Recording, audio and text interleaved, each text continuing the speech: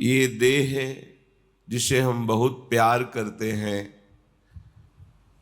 इतना प्यार करते हैं कि इसे मैं की संज्ञा दे दी, मैं,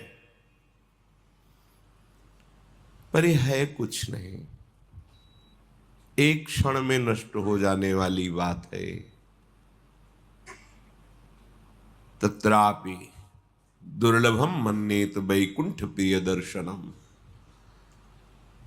इस दुर्लभ संयोग का फल है कि हमें प्रभु के प्रेम में मतवाले भक्तों के संग से प्रभु में प्रेम हो जाए।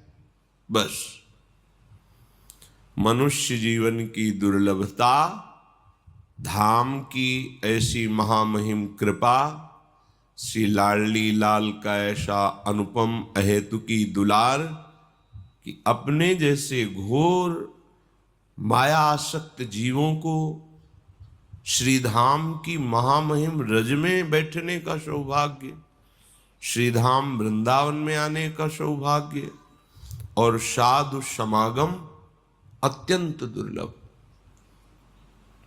धन मिल जाना, कामनाओं की पूर्ति हो जाना, ये कोई खास बात नहीं है। सुत दारा धन लक्ष्मी पापियों के घर होए, संत समागम हरि कथा तुलसी दुर्लभ दो। ब्राह्म मुहूर्त में परम पावन प्रियालाल के महल में बैठ करके भक्त भगवान की चर्चा सुनने का, कथन करने का ये जो हमें समय मिला है, इसको सार्थक कर लिया जाए। अगर हमारी वृत्ति शरीर में ही मैं या मेरा भाव से लगी रही, मैं से अहम पुष्ट होता है, मेरा से ममता पुष्ट होती है, और दोनों में बंधन है और दोनों में दुर्गति है, इस देह में कोई खास बात नहीं है। इसके प्रति जो बहुत राग किए हुए हैं, देह स्थिमांस रुधिरे भी मतिम त्यजत्वम जाया सुतादिषु सदा ममताम विमुंच पश्यानिशम जगदिदम क्षणभंग निष्ठम वैराग्य राग रसिको भवभक्ति निष्ठा। इसमें हड्डी है, मांस है, रक्त है और चमड़े से ये सब मढ़ा हुआ है। कोई गोरा चमड़ा, कोई काला चमड़ा, चमड़ा है ऊपर। इसमें यदि आप अहम मम, अहमता ममता इसी में कर बैठे तो जो आप सुख चाहते हैं, आनंद चाहते हैं, विश्राम चाहते हैं, शांति चाहते हैं, अविनाशी होना चाहते हैं, मैं मरूं न कभी, वो सब नहीं प्राप्त हो पाएगा।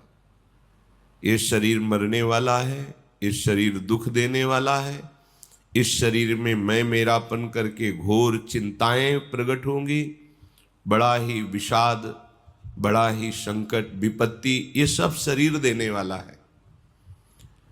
इस शरीर से ममता करना बिल्कुल बिल्कुल गलती है। इसको उचित आहार दे दो और शास्त्र सम्मत इससे कर्म कराओ और खूब भगवान का भजन करो। इस लोक में भी परलोक में तुम सदैव सुखी रहोगे, प्रसन्न रहोगे। अन मांगे आगे आवेगो, ज्यों पल लागे पल को।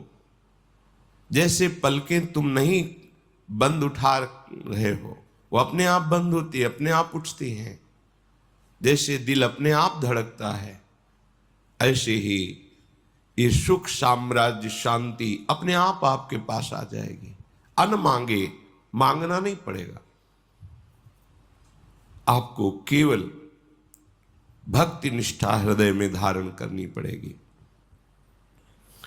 भक्ति निष्ठा तभी प्राप्त होती है जब हम राग रहित होते हैं, वैराग्यवान होते हैं।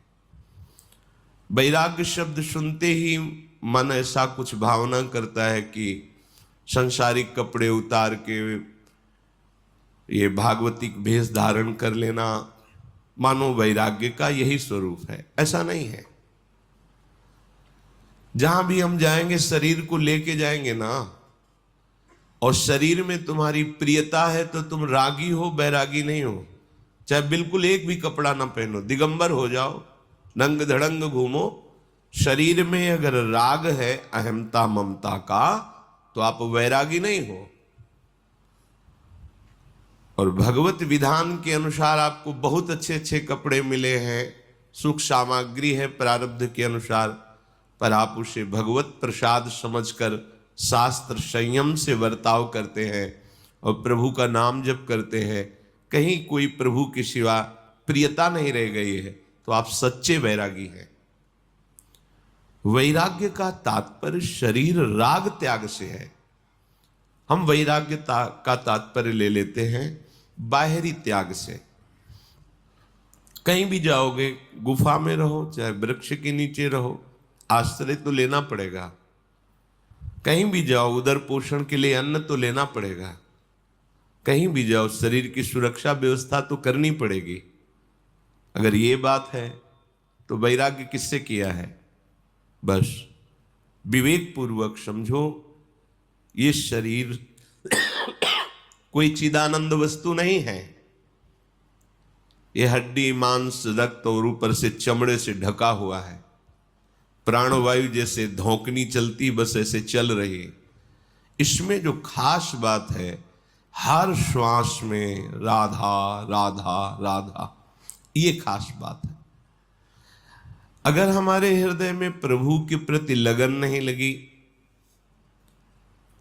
तो जिस शरीर को हम बहुत प्यार से पाल रहे हैं, पोष रहे हैं, मैं मान रहे हैं, इसके लिए बड़े अधर्माचरण भी कर रहे हैं, पाप भी कर रहे हैं, छल कपट जो भी जैसे सुख भोगे, तो व्याघ्रीव तिष्ठति जरा परितर्जयन्ति रोगाश्च शत्रव इव प्रहरन्ति देहम आयु परिस्रवति भिन्न घटादिवांभो लोकस्तथाप्य हितामाचरतीति चित्रम। हे भाई, भूखी बाघिनी की तरह ये मृत्यु तुम्हें ताक रही है होश में। जिस शरीर को तुम बहुत प्रिय मान रहे हो, इसको जैसे कोई भूखी बाघिनी अपने शिकार को बिल्कुल लक्ष्य में ले लिया है, ऐसे मृत्यु तुम्हें बिल्कुल निशाने पे लिए हुए है। कभी भी किसी भी क्षण वो घात लगाए बैठी हुई मृत्यु तुम्हारा प्रिय शरीर तुमसे अलग कर देगी, नष्ट कर देगी। वृद्धावस्था दुख देने के लिए गरज रही है। जब वृद्धावस्था आती है, शरीर रोग से युक्त होता है, न चलने की सामर्थ्य, न देखने की सामर्थ्य, न दांत हैं तो खाने की सामर्थ्य नहीं, कान में सुनने की सामर्थ्य नहीं, और कोई भी प्यार नहीं करता। उस समय की दुर्दशा को सोचो। जिस समय कोई भयानक रोग, असाध्य रोग से ग्रसित हो जाओगे, बार बार खूब धनराशि खर्चा होगी, तो परिवार वाले भी तुमसे उदासीन होकर भगवान से यही मनाएंगे कि तुम्हें उठा ले। जरा उस दशा पर विचार करके सोचो। कोई भयंकर प्रारब्ध कर्मा करके तुम्हारे शरीर को छिन्न भिन्न कर दे, किसी भी कारण से एक्सीडेंट हो गया, फिसल गए, हाथ पैर टूट गए, कुछ जरा उस पर विचार करके देखो। घड़े में जैसे जल भरा हुआ है और वो कच्चा घड़ा है तो क्षण में नष्ट हो जाएगा, ऐसे ही तुम्हारा ये शरीर क्षण में नष्ट होने वाला है। तुम बुरे आचरण, अधर्माचरण, पापाचरण, हिंसाचरण करके अपने पास पाप का बोझा जमा कर रहे हो। इसे तुम्हें अवश्य भोगना पड़ेगा। जन्म जन्मांतर में तुम्हें इसका भयानक दंड मिलेगा।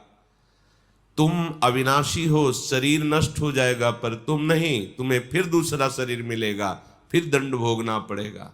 इसलिए मुक्त होने का अवसर आ गया है। जो हमसे गलतियां हुई हैं, पापाचरण हुए हैं, इनसे तुम इस जन्म में छुटकारा पा सकते हो। आगे तुम्हारा जन्म न हो, श्री भगवान के दिव्य परम धाम में तुम्हारा सेवा भाव से प्रिया प्रीतम के समीप पहुंचने का सौभाग्य उदय हो, ये इस जन्म में हो सकता है। प्रबल पुरुषार्थ करके, मन की मनमानी छोड़ करके, खूब नाम जप करते हुए, दूसरों को सुख पहुंचाने की भावना रखते हुए कोशिश करो, सब में आराध्य देव की भावना करो। इसी जन्म में तुम्हारे सारे पाप नष्ट हो जाएंगे, तुम्हारा हृदय शांत हो जाएगा, आनंद की उमगन आने लगेगी। अगर तुम भजन नहीं करोगे, खूब धन कमा लो, खूब वैभव एकत्रित कर लो, खूब मित्र बना लो, पर ईर्ष्याम छिंदि भज क्षमाम जहि मदम पापे रतिम मां कृताः सत्यम ब्रूहन याहि साधु पदवीं सेवस्व विद्वज्जनान् मान्यान् मानय विदुषोऽप्यनुनय प्रच्छादय स्वान् गुणान् कीर्तिं पालय दुःखिते कुरु दया में तत्सताम लक्षणम। तुम्हारे पास सब कुछ है, लेकिन तुम जलन से बच नहीं सकते। तुम्हें ईर्ष्या जला के राख कर देगी। तुम्हारे सामने तुम्हारे जो वैभव, संपत्ति, मित्रता, पद, प्रतिष्ठा है, उससे आगे वाले को दिखाया जाएगा, वो देखो तुमसे बड़ा वैभव वाला संपत्ति है, तुम जलोगे। ऐसा ना सोचो कि अगर इतनी संपत्ति हो जाए, इतना वैभव हो जाए, इस पद पे पहुंच जाऊं, इतने लोग मेरे हो जाएं तो मैं सुखी हो जाऊंगा। नहीं, तुमसे बड़े को सामने रखा जाएगा और तुम्हारे हृदय में ऐसी ईर्ष्या प्रकट होगी कि तुम्हारा नाश कर देगी। ईर्ष्या दूसरों का नाश नहीं करती, अपना नाश करती है। जिसके हृदय में ईर्ष्या होती है वो जलता रहता है, उससे ऐसे आचरण होते हैं कि वो अपना ही अपने कर्म के द्वारा नाश कर लेता है। इसलिए इस ईर्ष्या को मिटाने के लिए साधु संग के द्वारा प्राप्त विवेक से खूब भजन करो। भजन की वृत्ति हृदय में आएगी तो ईर्ष्या की अग्नि तुम्हारे हृदय में दाह पैदा नहीं कर पाएगी, शांत हो जाएगी। बुरा करने की मन में भावना बनी रहती है। बुरा कहते हैं जिसे संत सदगुरुदेव शास्त्र आज्ञा करते हैं कि ये नहीं करना चाहिए। हमारा मन उत्साहित रहता है वो करने के लिए, यही माया का प्रवाह है। आप विचार पूर्वक देखते हैं कि नहीं करना चाहिए, पर आप करते हैं क्योंकि आपके पास नाम की सामर्थ्य नहीं है, भजन की सामर्थ्य नहीं है, आपका विवेक पुष्ट नहीं हुआ है। इसलिए ना चाहते हुए भी मन बुद्धि के द्वारा ऐसे काम हो जाते हैं, ऐसी क्रियाएं हो जाती है जो हमें दुर्गति भोगनी पड़ती है। इसलिए भजन के बल से बुरे आचरण को त्यागो। भजन के बल